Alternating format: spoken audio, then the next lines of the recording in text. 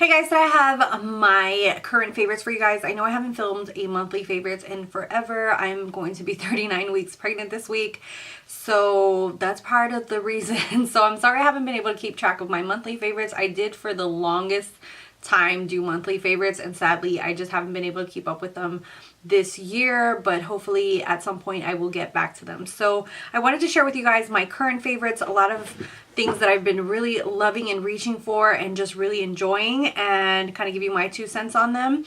Some of these might be a little controversial, especially the first 2 palettes that I'm going to talk about. I feel like everyone and their mother has talked about these palettes and given their opinions, but they are in my favorites. I really enjoy them.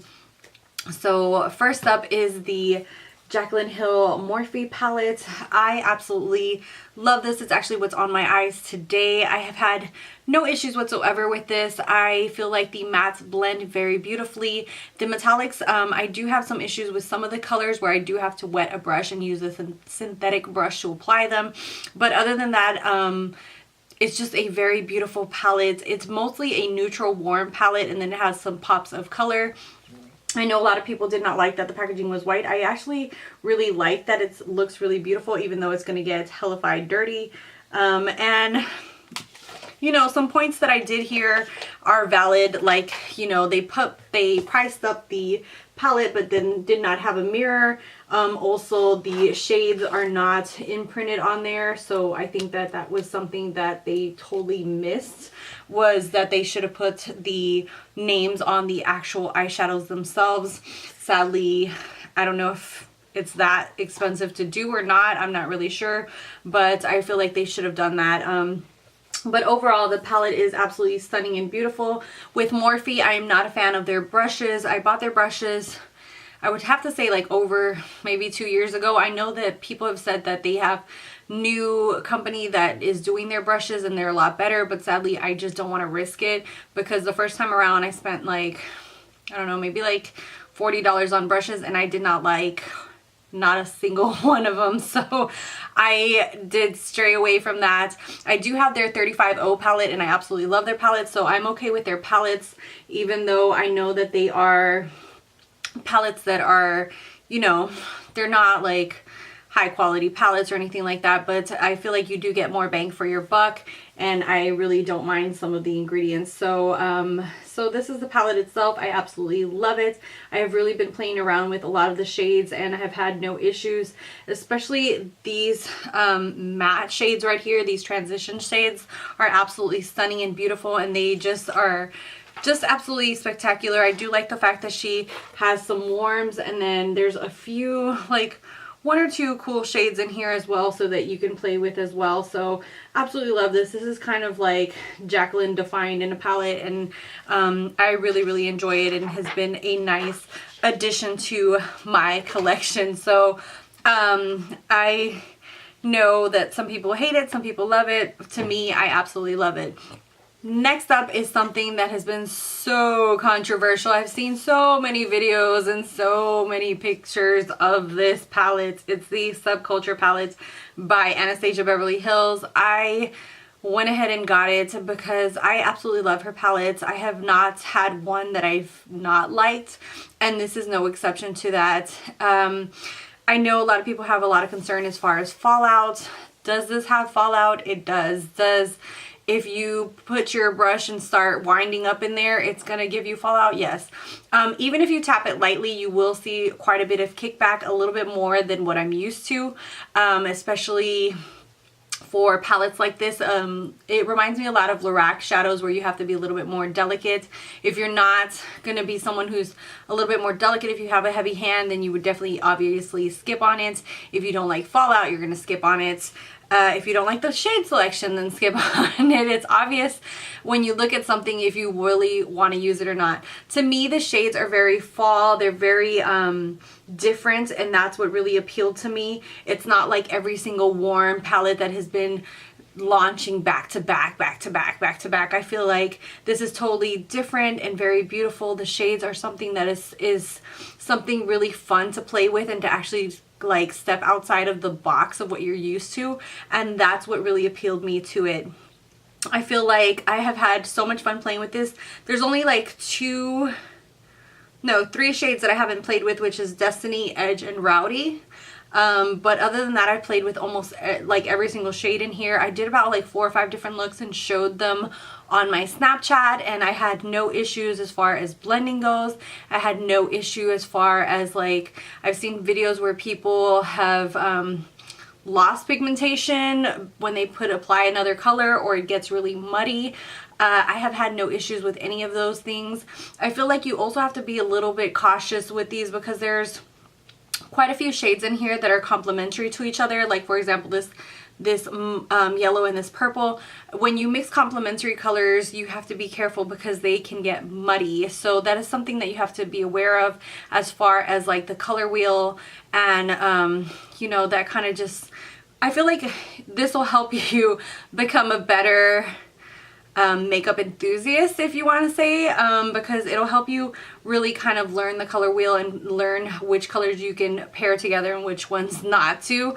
And I feel like sometimes some of the people who have been mixing colors, not all, but some of the people have been mixing colors that are complementary and then complain that it's muddy, and that's what you're gonna get most of the time when you mix complementary colors. It's just the color wheel theory. So that is something to watch out for. If that is way too much of a complication for you, obviously like just return the palette if you don't like it and things like that. I just feel like kind of people just really over exaggerated everything to the 9th potential. I don't know if it's just like I've been on a no buy for like forever until just this past month or so, that to me it's not that big of a deal. Like just return it. You can always return any makeup, drugstore, high-end, anything, just return it if you don't like it. I know that sometimes it can be frustrating when you pay money and you can't return it. That to me is more frustrating than, for example, Anastasia, Beverly Hills, or a lot of these brands that you can find at Sephora. You can always return. Products like indie brands, a lot of times you can't return, and I feel like that's more frustrating because you pay the money and then, you know, you're gonna lose money if you even try to return it. Like for example, Morphe's return policy is like not even worth it to try to even return something because you're gonna lose more money than actually keeping the product. So with this, is something that you can return. Anastasia, Beverly Hills, like even their website, you can return their stuff. So I don't know. To me it wasn't that big of a deal, especially because you can return it at any point. But I really love this. I've had so much fun playing with these colors. They're absolutely beautiful, very different, and just something to kind of like step outside of your comfort zone and out of the box. So I really love this. It's just another one of her palettes that has really knocked my socks off, and I know that that's probably controversial for a lot of people, but oops. Okay. Next thing in here is the NYX No Filter powder. I absolutely love this powder. This really reminds me a lot of the MAC MSF powders. Those I've always had issues with finding a good shade because the medium plus are more of rosy undertones, and this one is a perfect shade for my skin tone. It has a lot of more caramelly neutral yellow in here, so I feel like this looks really nice on my skin, gives it more of a glow, and it looks really nice. I'm in the shade of medium olive in this one, and I absolutely just love the way this makes my skin look. Next up are some products that I'm going to do mini reviews for you guys, so I'm not going to really get into them. But first up are the Ordinary primers. These things are amazing. I am just obsessed. And also I bought the serum and the full coverage foundation, and these things are amazing. I will be having reviews and demos for you guys, so I'm not even going to jump into those, but just wanted to put it out there that those have just been my favorites lately. I've just been obsessed with them. Another thing that I've just been obsessed with is this sponge right here. This is from Flower Beauty. It's $10 at Walmart, and this thing is the best drugstore dupe that I have found for a beauty blender.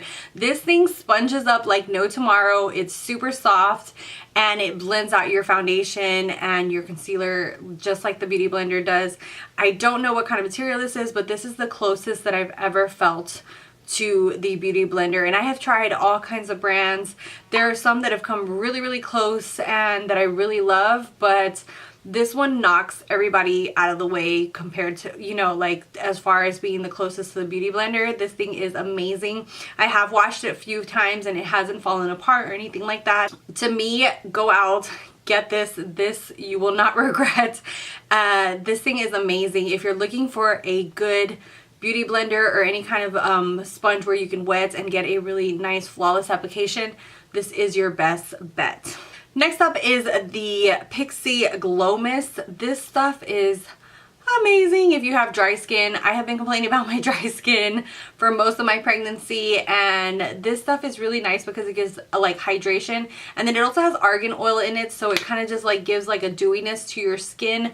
I would not recommend this for people with oily skin, but if you have more of normal to dry skin and you're looking for more dewiness, more glowiness, and especially when you have your foundation or you're blending your foundation, you spray some of this, it's just gonna really help blend it out even more and just really look flawless. I absolutely love this stuff. Their sprays are amazing. I have all 4 of them, and I did buy 3 of them myself. They did send me one for review purposes, and they have sent me extra ones which I have given away to family and friends just so that they can try them. But I absolutely love Pixi. I you know, like I said, I bought this on my own before they even sent me some, and their sprays are amazing. Their makeup one, their milky one, their glow one, and then they just added a vitamin one that smells like citrusy, and they're just some of my all-time favorite face mists. Speaking about hydration, I received this by Influencer for review purposes, the Origins Ginseng Energy Boosting Gel Moisturizer. This stuff, if you have dry skin, you are just gonna love this. It just really hydrates your skin and just gives like brightness to your skin. It's just absolutely amazing. And I love the fact that it's not like way too thick, and it just really absorbs, kind of like a more of a gel, but it's also a cream. So I absolutely love this, and it has a really nice citrusy smell to it. I have just been obsessed with this cream. It's just become my all-time nighttime routine for the last 3 weeks or so, and it's just done wonders on my skin. I just really feel like it leaves my skin super soft and subtle. Subtle or supple? Supple. Next up is something that I absolutely have fallen in love with, and it is the Stila Magnificent Metals Glitter and Glow Liquid Eyeshadow, and this is in the shade Diamond Dust. I want every single shade that they have available of these. These things are absolutely phenomenal. If you've ever wanted to wear glitter on your eyelids but hate the fallout, hate having to use like one of those liquid glitter bases, you know, it's just such a hassle to put glitter. Back in the day I used to put like what's that called, the glue for your eyelashes, and that worked really nicely, but it's always such a pain, and I feel like Stila knocked it out of the ballpark with these. This stuff is amazing. I actually bought this for my baby shower and I absolutely loved it. It just really sticks to your eyelid. I had no issue with fallout. They just kind of did glitter in the perfect way. They actually just made a formulation where it has the base already mixed in there, and you can just like pat it onto your eyelid and get a beautiful application of glitter with no issue whatsoever, or having to do, you know, any kind of backflips or anything like that for your glitter to stick. I'm gonna go ahead and show you guys what this one looks like. That is called Diamond Dog. It's just a basically like silver glitter, and that's what it looks like. But I really want every single shade. I wish I could buy every single shade, and I love this more than my Touch and Soul duos. I love these, but this is more of a hassle because of the fact that you have to put down the metallic liquid foil first and then apply the shadow on top. And this one gives more texture, is more thicker as far as putting it onto your eyelid. You can actually really see the texture with these. This is more finely milled and just absolutely stunning and beautiful. They just perfected glitter. They just did. And if you're looking for a good way of putting glitter on your eyelid, definitely get one of these Stila ones. You are not going to regret it. I am obsessed. Last is something that I was dying to try because I was just so curious as to whether it would work or not. This is the Urban Decay, the Velvetizer, and this is a powder that you mix into your foundation to give you more of a flawless application. It just kind of makes your skin look velvety and almost like photoshopped, and I have to say I am obsessed with this stuff. This just works wonders. It just looks absolutely beautiful. I just apply the smallest amount into my foundation, mix it in with a spatula, and I just feel like it just goes on beautifully onto the skin and really just gives like a blurring effect. I was super impressed by I have no idea who came up with this or how they became a trend or anything like that. I also really like this powder for setting underneath my eyes. I feel like it's a really nicely filled, like really soft velvety powder, and it almost has like a little bit of, I don't know how to explain it, like it has a little like the tiniest bit of reflex in there as well, and I feel like that works really nice for setting underneath the eye, but especially like to mix into your foundation. This stuff is amazing. I can't believe like someone didn't come up with this beforehand. I will say that I have tried doing it with some other powders like my RCMA powder, and I do get a similar effect. So if you're looking for a cheap alternative to the Velvetizer, definitely try using your RCMA powder and just mixing it the tiniest amount. I do feel like you get kind of the same kind of application. The Velvetizer is a little bit more smoother because I feel like the way it's milled is meant for it. This will give you a little bit thicker, so you have to use a little bit less amount, but you kind of get more or less the same kind of application. So definitely, if you can't get the Velvetizer, get the RCMA powder and try doing it, or any loose powder. Just try mixing a little bit into your foundation. I feel like people aren't talking about this as much as they should. I feel like this is like the new trend to mix in a little bit of loose powder into your foundation. I really feel like I really see the difference, especially with the Urban Decay Velvetizer. So yeah, so that is it for my current favorites. Let me know what you guys are loving, or if you hate any of the products that I have been loving. I know I'm probably gonna get quite a few people who are like, what? You like the Subculture? But I really do. I have had no issues with it.